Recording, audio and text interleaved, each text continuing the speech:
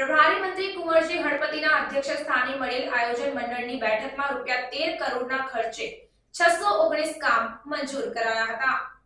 લોકસભાની ચૂંટણીની તારીખ ગમે ત્યારે જાહેર થઈ જાય તે પહેલા રાજ્ય અને કેન્દ્ર સરકારે વિકાસ કામોના ભૂમિપૂજન અને લોકાર્પણની કામગીરીને વેગવંતી બનાવી દીધી છે। ચૂંટણીની આચારસંહિતાના કારણે વિકાસના કામો અટવાઈ ન જાય તે માટે ભરૂચમાં આયોજન મંડળની બેઠક મળી હતી। પ્રભારી મંત્રી કુંવરજી હળપતિની અધ્યક્ષતામાં મળેલી બેઠકમાં 2024-25ના વર્ષ માટેના આયોજનો રજૂ કરવામાં આવ્યા હતા। જિલ્લામાં ₹11.50 કરોડના ખર્ચે 588 તથા ભરૂચ, અંકલેશ્વર, આમોદ અને જંબુસર નગરપાલિકાના 1 કરોડના ખર્ચના 31 કામોને બેઠકમાં મંજૂરી આપવામાં આવી હતી।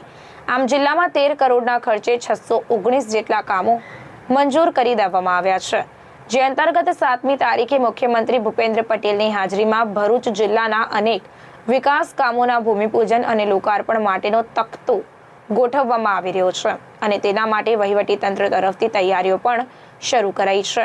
આ બાબતે દરેક વિભાગને સૂચના પણ આપવામાં આવી છે।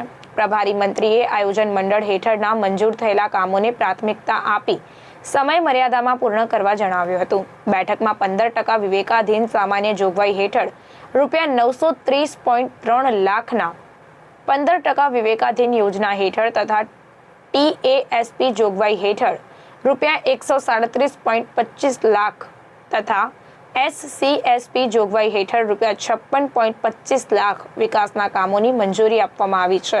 આ કામોમાં CC રોડ, પેવર બ્લોક, સિંચાઈ, માળખાકીય સુવિધાઓ, ભૂમિ સંરક્ષણ સહિતના કામોનો સમાવેશ થવા જાય છે।